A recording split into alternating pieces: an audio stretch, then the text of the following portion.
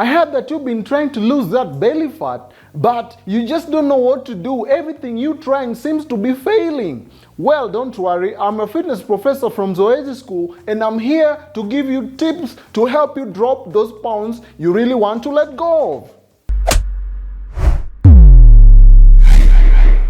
First thing first, we need to start with curbing the carbs instead of focusing on the fats.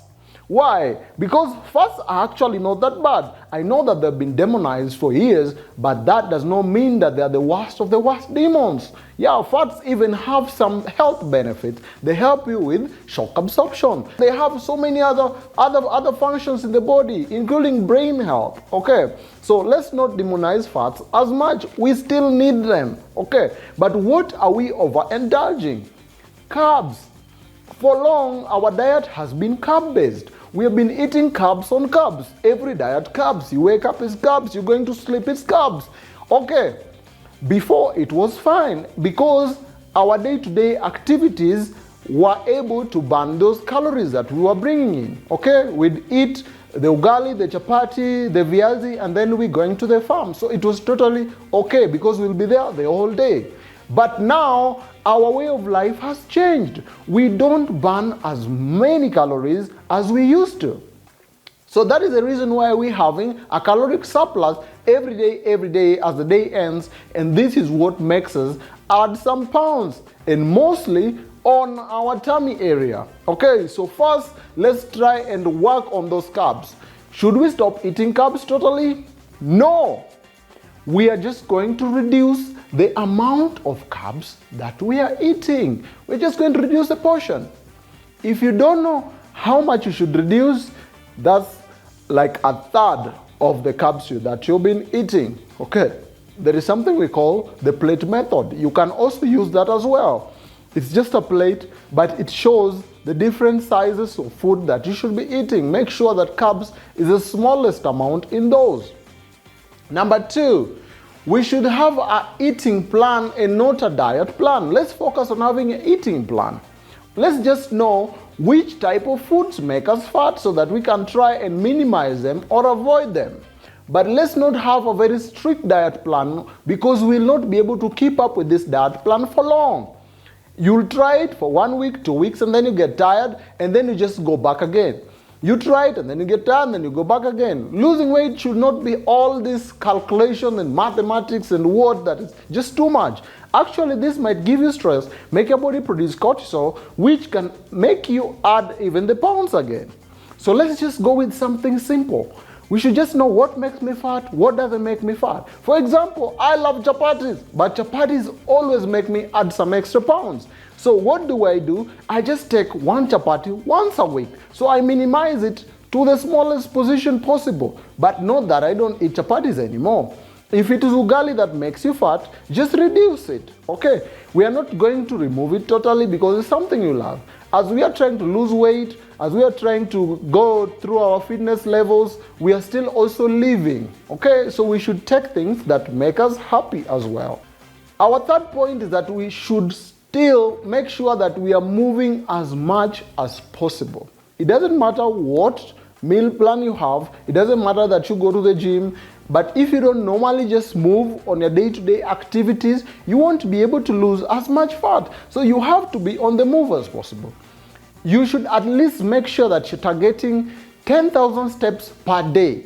These 10,000 steps don't just have to be on the treadmill or when you're going for your outside run, but just your day-to-day activities. If you work anywhere closer to home, just walk there. If you're going to third floor, fourth, fifth floor, just walk there. Strength training. This is something that people normally avoid as a plague. Most of people who are trying to lose weight or trying to lose belly fat. Okay? The ladies, please don't run away from weight training. This is the best thing that you can do.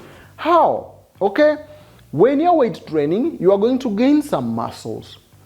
Muscles burn a lot of calories, even when you're at rest and even when you're sleeping. So the best way to actually lose belly fat is to strength train. Build those muscles. Don't be scared that you look like a man. No, you will not. You are not a man. You don't have enough testosterone to actually be very masculine. I know you have seen some people online who are very masculine and they're female. Okay, that's a different story, and there are different things that might play those roles for them to get those levels, but it's not just because they're lifting weight. Most ladies, from my experience, they look their best once they start to weight train. So go to the gym and build those muscles. They'll help you with the belly fat for sure. You have to read labels.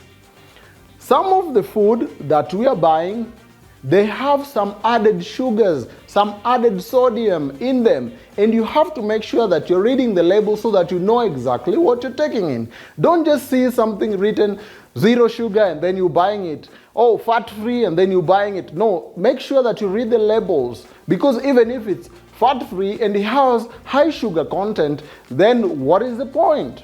Another point is that we have to make sure that we're moving away from processed foods.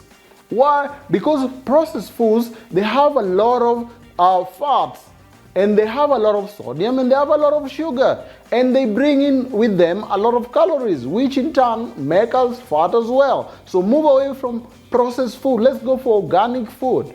We have to focus on how our clothes fit and how we feel rather than the weighing scale. Your weight has a lot that comes with it. You have your water weight, you have your fat weight, you have your muscle weight, you have your bone density. There's a lot to it. So you might actually lose fat, but because you have gained some muscles, you might even see that the weighing scale is going up. Why? Because the muscles are heavier than fat.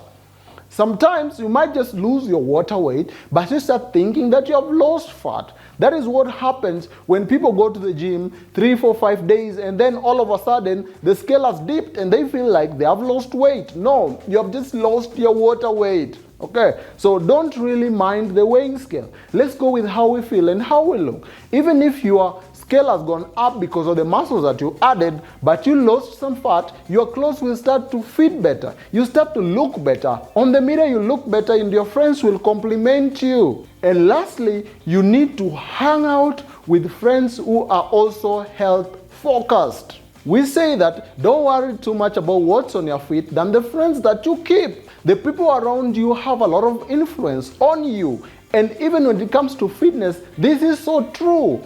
If you are surrounded by people who are health conscious, they'll always drag you towards that end. But if you have friends who are always thinking about what are we going to drink, where are we going to do this and that, you'll just follow them through.